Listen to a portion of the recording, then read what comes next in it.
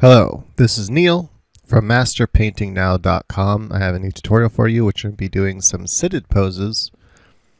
We'll start with an easy pose and then we'll go to a more complex one and break down how to do that. I wanted to show you, this is where I'm getting the images from on DeviantArt, so I recommend to check it out. A lot of cool poses for you to draw and study from.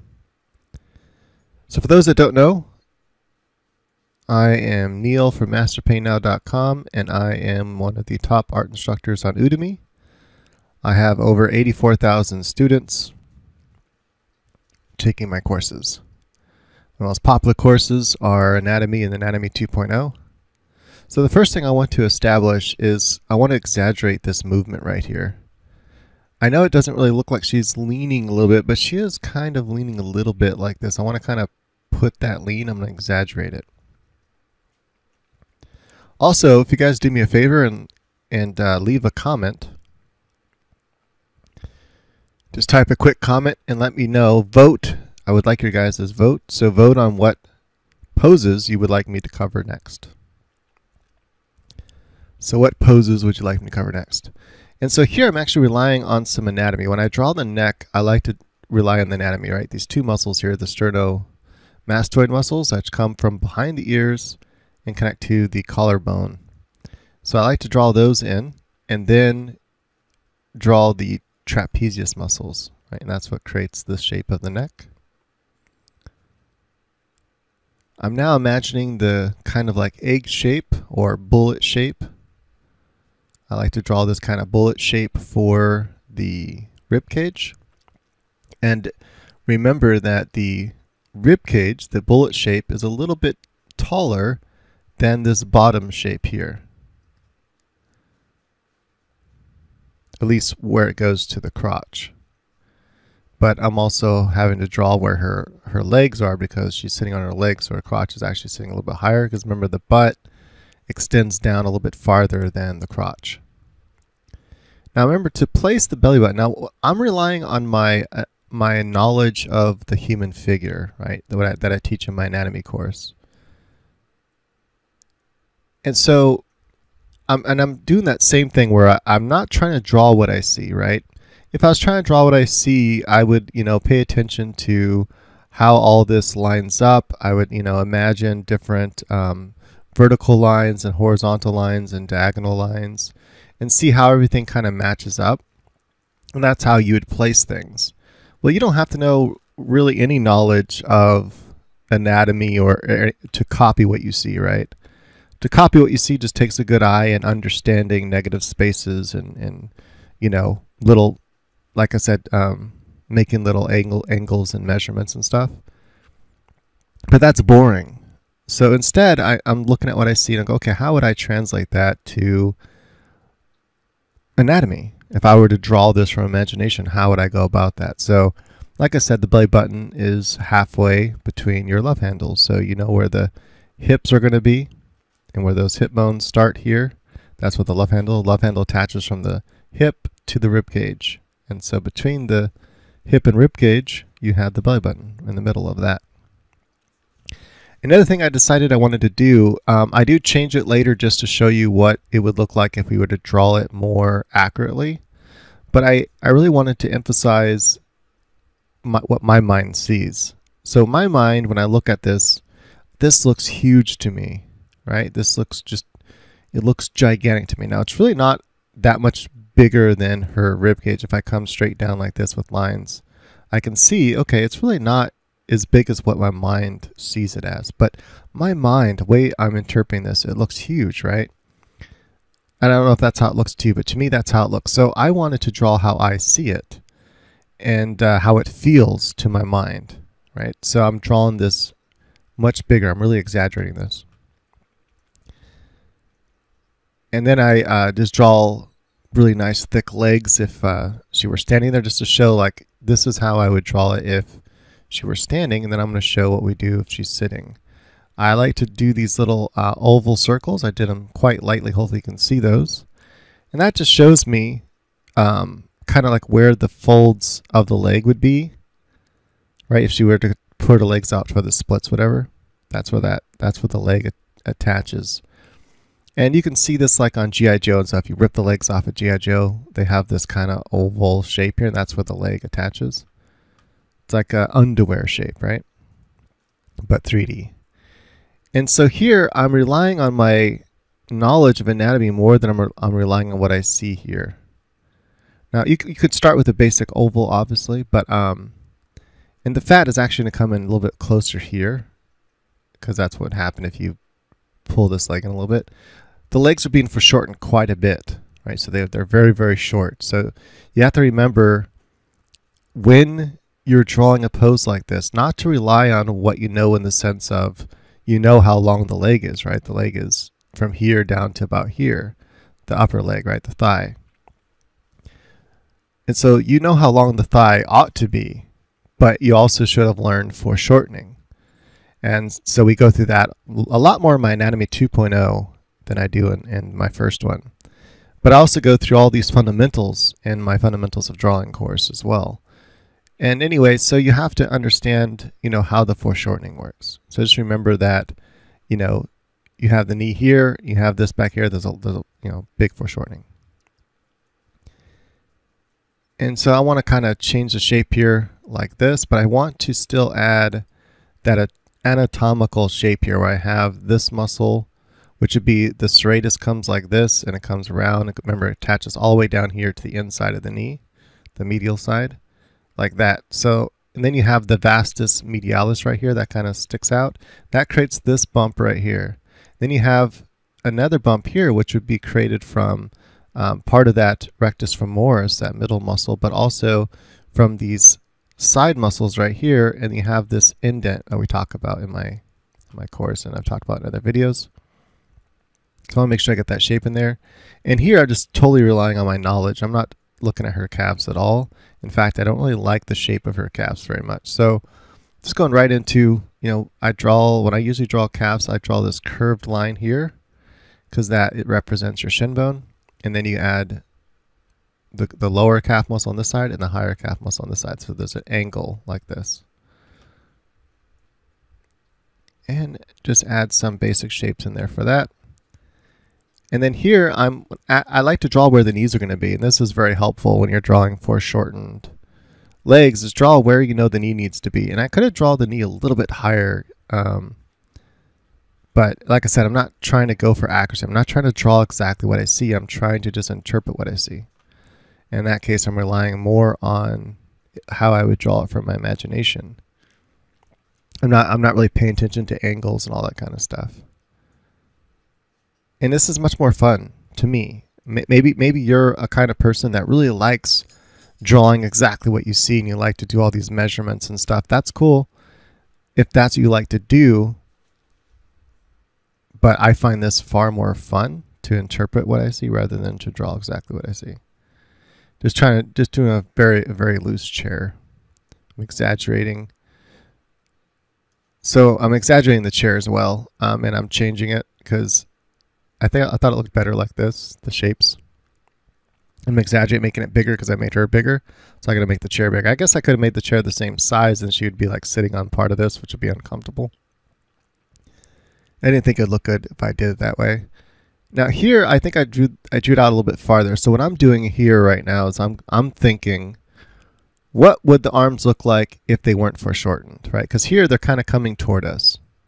It's hard to tell in the photo because the way the lighting is. This is not the best lighting. But the arms are coming toward us, and so they're being foreshortened a little bit. Well, I didn't want to do that. I didn't want to draw arms being foreshortened. So I'm thinking, what if they weren't foreshortened? And I try that first, but it doesn't quite work out the way I wanted it to.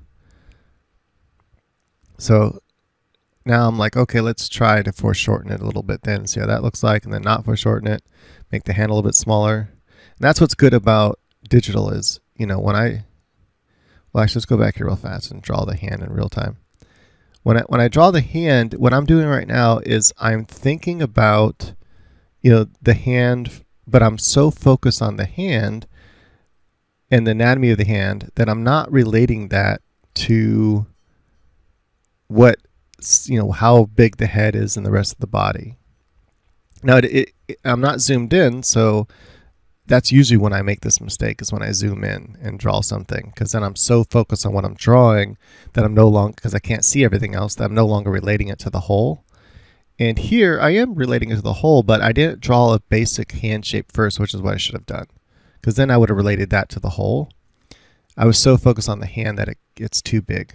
But with digital, you can just select it and then free transform and shrink it, so you don't have to like erase and draw it again like you would if you're on paper. Also, I can take that whole piece there, as you just saw, and this is great in the sketching stage, and just turn it, right? You can't do that with pencil and paper. Now you could, if you drew something cool and you like it, you can always take a piece of tracing paper and trace over it really fast, then erase it, and then use that tracing paper and turn it, and then use it underneath the light box or whatever, and then draw it again at that angle, so that way you don't have to actually draw it again. But if you're using basic shapes, but if you really drew something really cool, you can take the time to do that. But it's not really a time saver so much with paper. So here I'm just like I'm like, okay, you know what? I need to move this arm in a little bit more.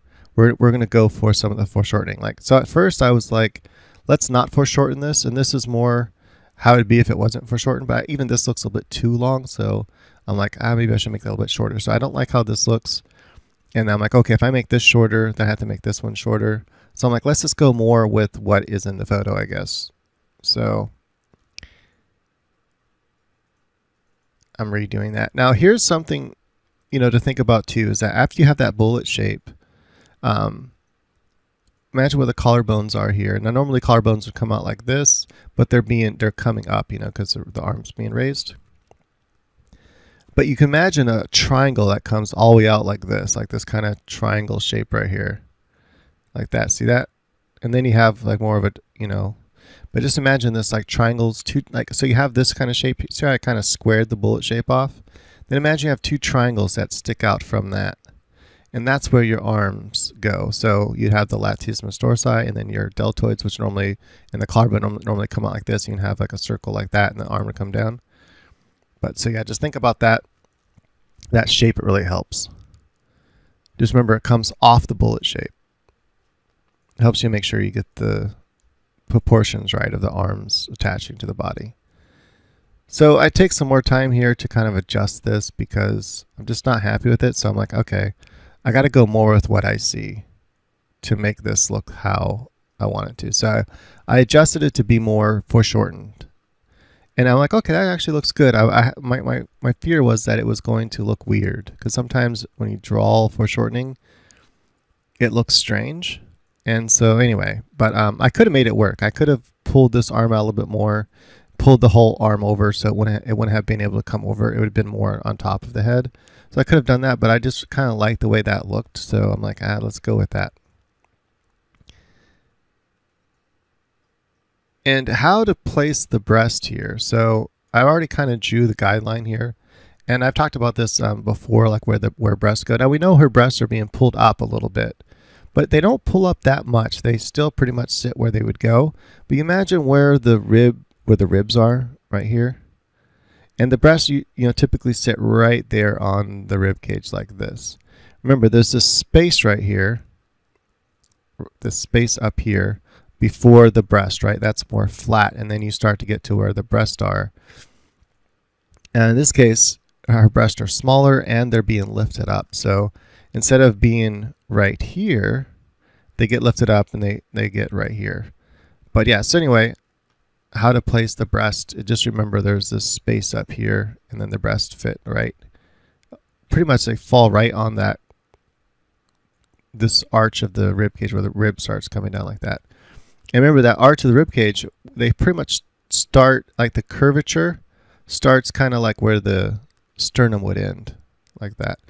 And how you figure that out is the sternum comes down about halfway. So you draw that bullet shape and divide that in half. And that's pretty much where the rib cage comes up to and the sternum comes down to. Sometimes it comes down a little bit further than the halfway line. Right, so anyway, that's how that would look. And so remember, the breast also create this kind of upside down heart shape. That would be more prominent when the breast a little bit larger, or you're not lifting your arm up. When you lift your arms up, it kind of pulls and stretches the breast up so they don't come down to the side as much. So not as much of it at an angle. And I'm going to draw them also larger. Now here is another trick I can do. Now obviously if you're working with pencil and paper, you can't do this. You would have to actually redraw it if you wanted it to be more realistic. But I can just quickly change this like that. So I just make it thinner, and now I can kind of redraw it where it attaches, and I save a lot of time. And now I have it where it's more accurate, but it still has that kind of big shape because of the way I drew it. And just kind of adding some detail to the knees. All right, so let's go ahead with the next video here. I have to pause it. All right, so I suppose I'm just kind of darkening this up just to see what kind of shadows we can get out of it. And still just can't really get very good shadows out of this thing. So we're going to have to invent our own shadows. And if you do want that really realistic rendering, you're really going to need a photo reference for good shadowing. This isn't that great of shadowing though. So there are other resources on DeviantArt that have much better shadowing for your own reference work. So it takes some time to kind of redo that a few times because I really wanted to get the anatomy right. Just kind of adding some basic shapes here. Now I'm adding some shadowing, and I'm mostly going to go from my imagination here because, like I said, the shadowing is not very strong. But I'm going to kind of follow the photo a little bit. This is the part that takes a long time, so because you really have to do a lot of thinking. You have to, especially if you're inventing the shadowing. Even if you're not inventing the shadowing, rendering still takes a long time. Depends how realistic you want it, how much detail you want in there. Rendering can take hours. So here, I want to really show the light kind of has more of a right-hand side dominance, and so I want to show the shadows on the left-hand side of the knee there. And so I'm kind of relying on my anatomical knowledge for what those shapes look like and how the shadows would therefore be shaped. It takes a long time to learn the forms, right? And I teach that also in my Anatomy 2.0 and also in the anatomy, but I try to go more into it. And Anatomy 2.0 is the one I recommend watching or taking the course. And if you need if you don't see the sale on my website on masterpaintingnow.com, if it's no longer showing that it's for, if you click on it and no longer shows that $13 price, just let me know in the comments and I can post a link so you can get it for the sale price. Also, I'm going with more a little more of a comic-y style for my knees rather than this kind of big shape here that you see. Just thought that would look better. But yeah, you got to think about the actual individual forms. Like, what do these individual forms look like? And that takes time to just learn. And like I said, I do teach it, but you can also, you have to do a lot of your own studies as well. At least I highly recommend doing also a lot of your own studies to really kind of figure that out, because from different angles and stuff. And really, by form, it means to understand the three-dimensional structure. And trying to sculpt the human body will really help you learn those three-dimensional shapes. And those shapes change, right? So the shape of the knee kind of changes when the knee is bent versus when the leg is straight. So, try to sculpt a bent leg, a leg that, try to sculpt somebody sitting down. And whether you're sculpting in 3D or you're sculpting with clay, the principles are the same. You have to really understand that shape. With clay, it's just more easy to turn around and kind of feel it. And clay is really not that expensive. You can just get some sculpting clay. You don't have to get a really expensive brand. You can even get, I've even bought the kind at Walmart. It's really not that expensive. And buy some wire so you can, make a wire mesh, whatever. So you can, kind of build on top of something. But yeah, so it's really not that expensive. I highly recommend getting it. And that clay stays wet, right? It stays moist. And you just keep it in you keep it in a Ziploc baggie. It'll stay good for years, and you can reuse it over and over again. But yeah, sculpting definitely helps you understand the forms. So I decided I wanted to make the breast larger just to show what that would look like. And so you see that because the breasts are larger, the gravity pulls on them more. So even though she's pulled up, the space here is less, right? Because her breasts are being pulled up. Normally they would sit a little bit lower and you have more space up here. But because she's pulling her arms up, the breasts are being pulled up. But you can still see, because they're bigger, they're falling to the side here more. So we have more of this upside down heart shape. And again, that's because this whole rib cage is a rounded cylinder. The breasts are sitting on top of a cylinder, so they're going to naturally, as gravity pulls them, they're also going to fall to the side. They're going to roll around that cylinder. It's not a flat plane. They're not sitting on a wall. And there's the differences between the two. And then I'm going to just draw a quick kind of comic-y face here. Now keep in mind that what I'm drawing here is really tiny. So I can't really make my brush too much smaller and get any more detail. So to draw faces like this, you really have to just kind of hint at certain information, because you can't get very detailed. And so I'm just trying to hint at the information, just to get a basic face like that. But you can get decently detailed even though it's pretty small. Now I could have taken this whole sketch and I could have blew it up and made it bigger, and that would have made it easier to draw a detailed face. Okay, so that's the first one. Let's get into a more complicated pose now. All right, so first thing I like to do is start with the head, just get a good head size. And when I draw the head to get a good head size, I'm thinking about the overall size of everything I'm going to be drawing, so that my head is the right size. About, 1/8 of the figure if they were standing up. This is a good trick to do when you're drawing from a 3/4 view, is draw your oval as you would from the front view. So draw an oval shape. And by the way, an oval shape, it doesn't seem like it, but an oval shape is pretty much the shape of the head. Like it fits in there. Like once you add the jawline and stuff, it pretty much fits right to that oval shape. And then just draw the ear a little bit off of the you can either draw it right here onto the oval or over to the side a little bit. But drawing it, I drew it over to the side a little bit farther. I could have drawn it right there connecting to the edge, and that would have been good. So this is a much more difficult pose. And so I wanted to show like the difference, like how do you draw a complex pose like this? So in here, I'm doing both. I'm relying upon my knowledge of anatomy, like how would I draw this if I was drawing it from my imagination? But I'm also relying on some of the placements of the pose itself, like angles. So the first thing I did there is that angle. So I'm thinking about this angle that connects this to this. If I drew a line there, then I'm thinking about this kind of makes a rectangle right here. So I'm kind of imagining that rectangle, and I kind of draw that rectangle. Right? So it's like just draw it straight down, then I have that negative space, right? So I'm kind of using that negative space right in here between. If you imagine a straight line coming down like this, then I'm using that negative space to kind of create this shape in here, just to kind of make sure I get that accurate. And then I know if I drew a line straight down from the shoulder down, this kind of hangs out a little bit outside that straight line, so I'm kind of pulling that out. So that's how I get that shape there. And then I'm relying on anatomy because I kind of don't like how this looks up here so much, especially because of the lighting. So I'm kind of just relying on anatomy. And I know that where the shoulders attach, and so I kind of draw little spheres. I know this arm is more straight down, so I'm going to just keep that line to do that with. So there's a little bit of real time. I'm going to kind of speed up some of this now.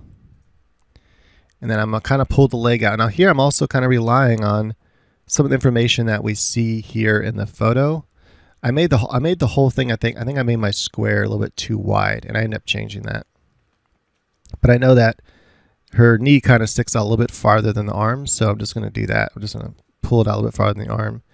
Here, I kind of wanted to make the leg look nice and long here, like this. It's pretty foreshortened. I didn't want it as foreshortened. And then to get this information, let's go back here to the leg. I think I ended up changing this again, but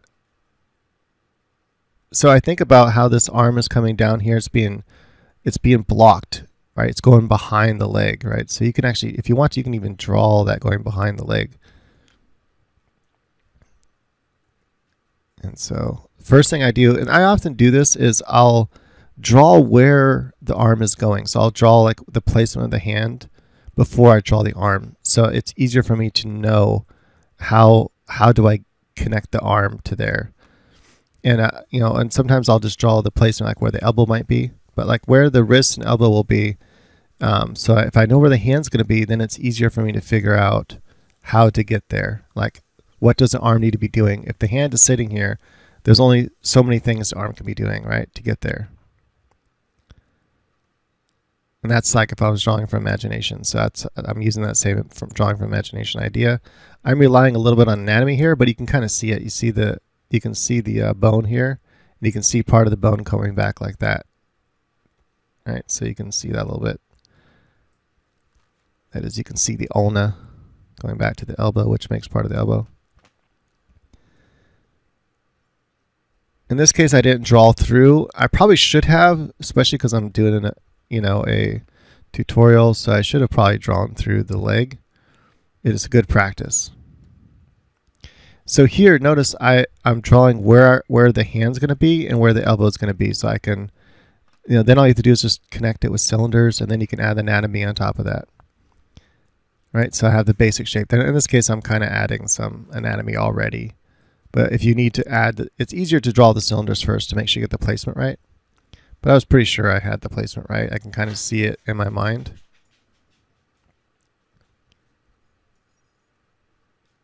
And then I'm going to kind of change some of that. Now I'm kind of imagining what the other breast would look like if I could see it. I just wanted to see if I would be able to see any information.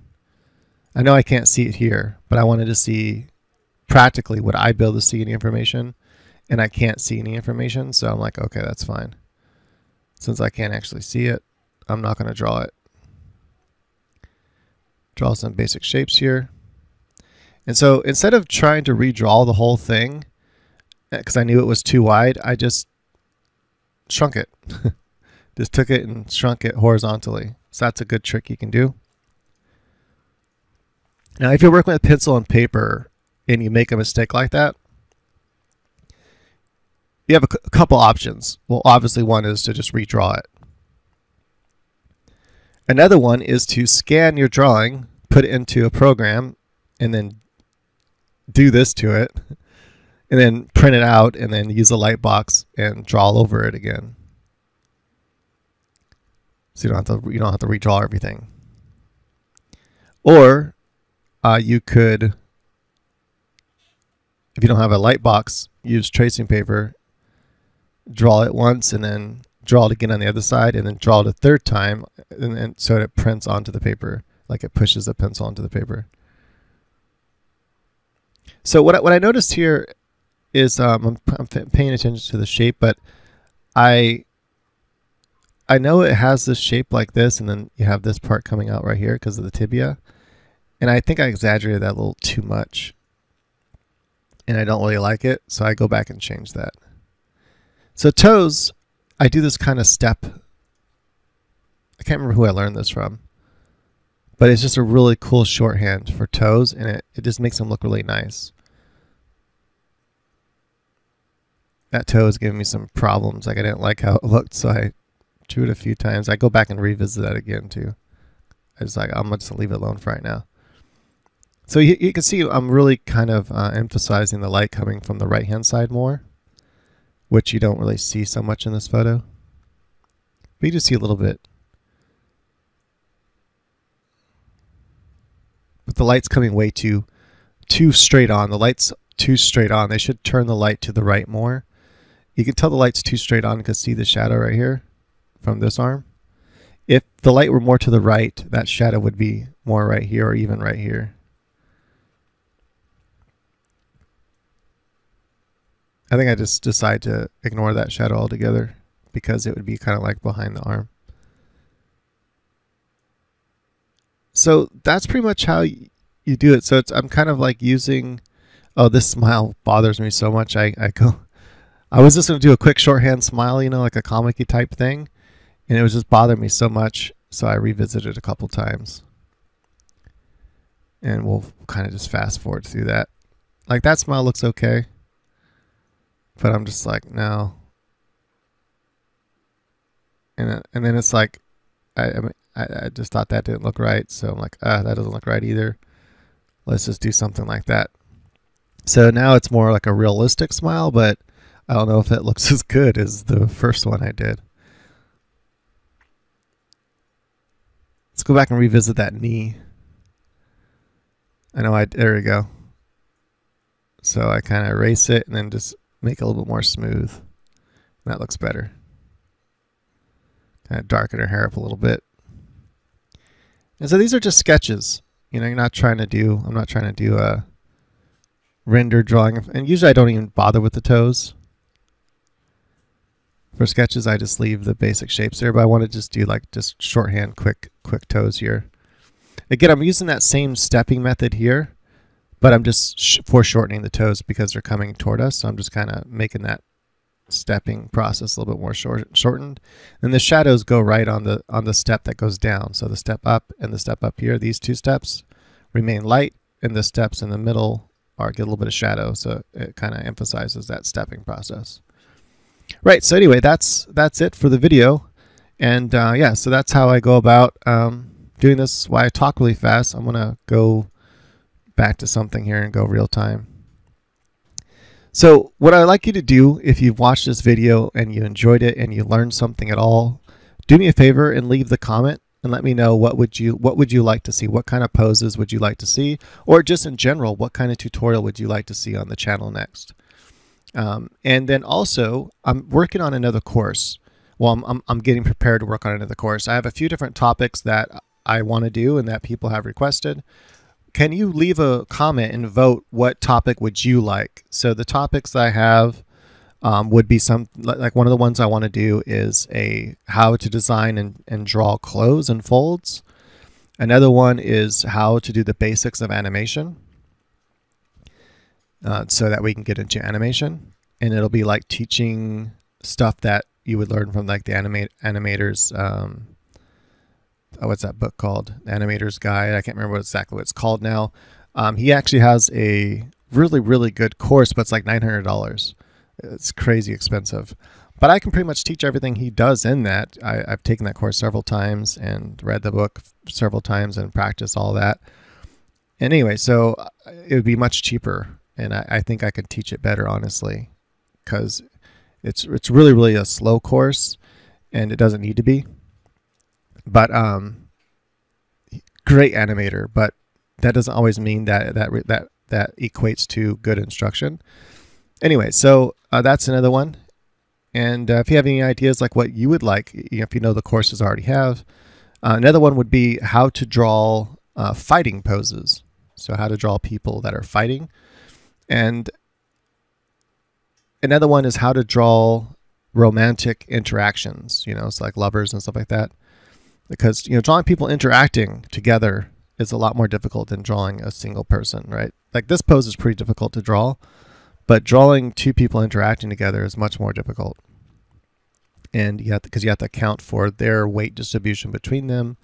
And anyway, yeah. So, another thing I didn't really talk about in this video is that I do think about a lot is the weight distribution, like where's the weight being distributed? Where is it being pushed on? What exactly, my mouse died. What exactly is pushing on what? All right, there we go. Mouse is working now. Had to plug it in because it died.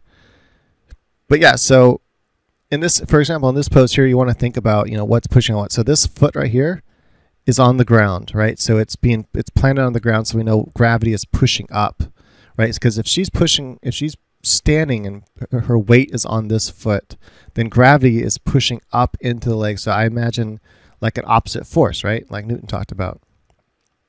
So this opposite force is pushing up all the way like this. So imagine it pushing up through the leg. So it's pushing up into this fat tissue of this leg. You can see that, see? So it's pushing up into this. So instead of thinking about this leg as just resting it and pull, gravity is pulling the weight of this leg down, I think about that too, but also think about this leg is pushing up into this, right? Because that's the gravity is pulled from the ground up. Well, this leg here isn't really, see, it's not touching the ground at all. It's just kind of hovering there.